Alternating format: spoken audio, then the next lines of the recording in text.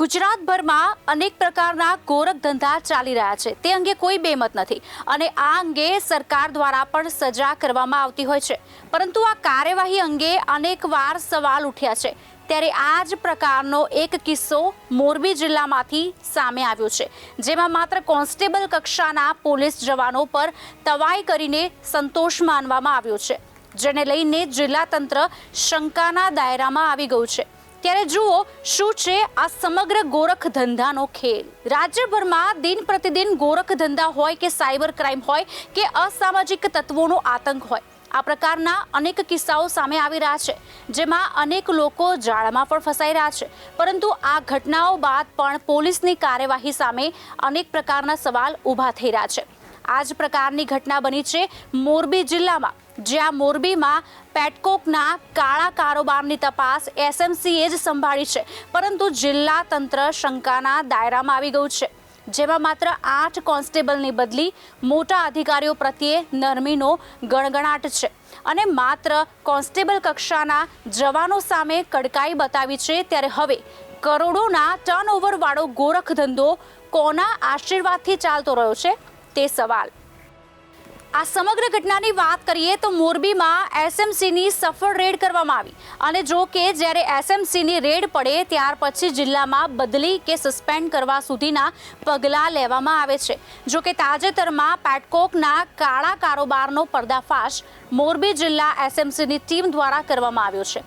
ત્યારબાદ જિલ્લામાં કેટલાક અધિકારી અને કર્મચારી અને અધિકારીની બદલી તો કરવામાં આવેલ જ છે, જો કે જિલ્લામાં ક્રાઇમ કંટ્રોલ કરવાની સીધી જેની જવાબદારી છે તે અધિકારીઓની સામે કડક પગલાં લઈને કાર્યવાહી કરવાના બદલે મોરબી તાલુકાના કેટલાક કોન્સ્ટેબલની બદલી કરીને અધિકારીઓએ કામ કર્યાનો સંતોષ માન્યો છે। ત્યારે શું માત્ર કોન્સ્ટેબલના આશીર્વાદથી આ કરોડોના ટર્નઓવર વાળો ગોરખ ધંધો ચાલતો હતો તેવી પોલીસ બેડામાં પણ ચર્ચાઓ હવે થવા લાગી છે। સમગ્ર ઘટનાની મળતી વિગતો મુજબ કંડલા બંદરથી રાજસ્થાન જતા ટ્રકમાંથી વિદેશી એટલે કે પેટ્રોલિયમ કોક, જેને પેટકોક પણ કહેવામાં આવે છે, તેની અને દેશી કોલસાની ચોરીનું મોટું કારસ્તાન એસએમસીએ મોરબીથી ઝડપી લીધું હતું। હવે આ પ્રકારની તપાસ ડીજીપીએ એસએમસીને જ કરવાનો હુકમ પણ કર્યો છે। એટલું જ નહીં, એસએમસીની પ્રાથમિક તપાસમાં આ આખું પ્રકરણ છેલ્લા એકાદ વર્ષથી ચાલતું હોવાનું પણ ધ્યાને આવ્યાની વિગત સામે આવી રહી છે। ત્યારે હવે જેમ જેમ તપાસ આગળ વધશે તેમ તેમ ઘણા નવા ખુલાસા આ પ્રકરણમાં થશે તેમ પણ લાગી રહ્યું છે। મોરબીથી 3 કરોડથી વધુના મુદ્દામાલ સાથે સામે આવેલા આવા કારસ્તાનમાં કચ્છ ગાંધીધામના 3ની સંડોવણી ફરિયાદમાં જ થતી થઈ અને એમાંના 2 ચોર કોલસો સસ્તા ભાવે ખરીદનાર તરીકે ભૂમિકા બહાર આવી હતી। જો કે આ શખ્સો હાલ પોલીસ પકડથી દૂર છે, પણ વિશ્વસનીય સૂત્ર મુજબ આ લોકો ઝડપાય તો ઉચ્ચ ગુણવત્તાયુક્ત કોલસાના હેરાફેરીના ગંભીર નેટવર્કનો પર્દાફાશ થાય તેમ મનાઈ રહ્યું છે। આ પૈકી 2 શખ્સો ચોરાઉ કોલસો ખરીદી કરી કેટલી વખત કોલસો લાવ્યા, આ ચોરેલ કોલસો કેટલી વખત ખરીદ્યો અને વેચ્યો, આ ચોરવ જથ્થો એમની પાસેથી ખરીદી કરનાર ક્યાં મોકલતો હતો, કોને સપ્લાય કરાતો હતો, છેલ્લા 1 વર્ષથી આ ચાલતા કૌભાંડમાં છાવરનારા ખાખીધારીઓ કોણ હતા, તેમના સુધી તપાસ કરી બધાયના નામો બહાર લાવી તેમના સુધી તપાસનો રેલો પહોંચવો જ જોઈએ। જેમાં મોરબીના ગાળા ગામ નજીક ગોડાઉનમાં રેડ કરીને મોટા કૌભાંડનો તાજેતરમાં પર્દાફાશ કરવામાં આવ્યો છે અને કરોડો રૂપિયાની પેટકોક ચોરી, વિશ્વાસઘાત અને છેતરપિંડીની એસએમસીની ટીમે મોરબી તાલુકા પોલીસ સ્ટેશન ખાતે કુલ મળીને 20 જેટલા શખ્સો સામે ફરિયાદ પણ નોંધાઈ છે, જેમાં 8 આરોપીઓને પકડવાના બાકી છે, પરંતુ હાલમાં પેટકોક ચોરીના ગુનાની એસએમસીની ટીમે 12 આરોપીને પકડેલા છે અને 8 આરોપીને પકડવાના બાકી છે। જુદા જુદા ટ્રકોમાંથી કેટલા પેટકોકની ચોરી કરતા હતા વગેરે જેવી વાત દિશામાં તપાસ કરવામાં આવે તો આશ્ચર્યજનક વિગતો સામે આવશે, તેમાં કોઈ શંકાને સ્થાન નથી।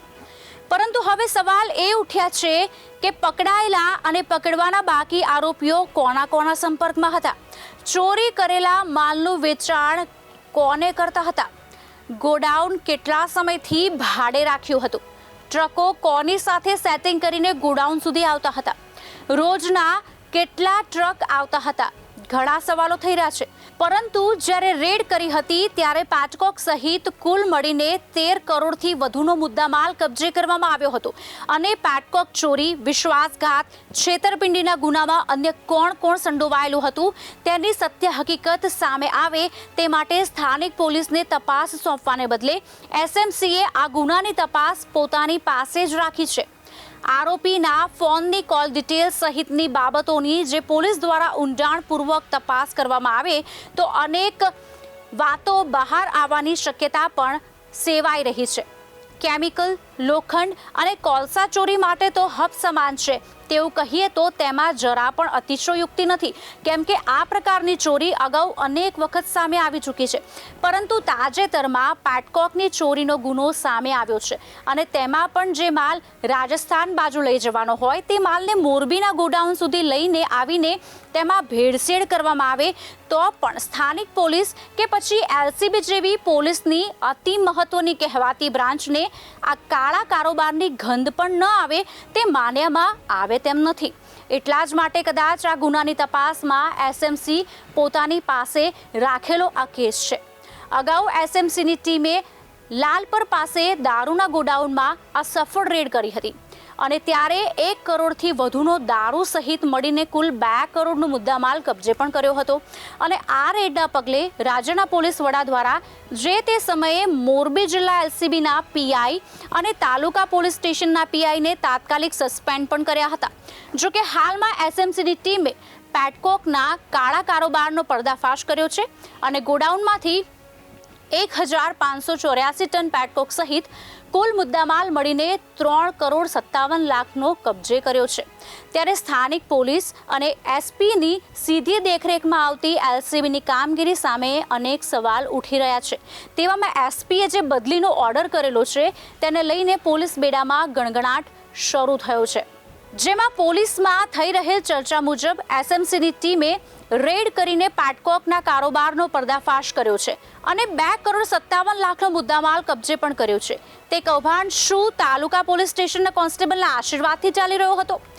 હાલમાં જે કોન્સ્ટેબલની બદલી કરવામાં આવી છે તેમાં સૌથી વધુ કોન્સ્ટેબલ મોરબી તાલુકા પોલીસ સ્ટેશનના છે, જેથી બદલી પામેલા કોન્સ્ટેબલની નીતિ સામે સવાલો થવા લાગ્યા છે. અને એવું પણ ચર્ચાઈ રહ્યું છે કે સ્થાનિક પોલીસ અધિકારી કે એલસીબી સામે જિલ્લાના એસપી કે રાજ્યના પોલીસ વડા દ્વારા આવડું મોટું કૌભાંડ સામે આવ્યું તો પણ કેમ કોઈ પગલાં લેવામાં આવ્યા નથી?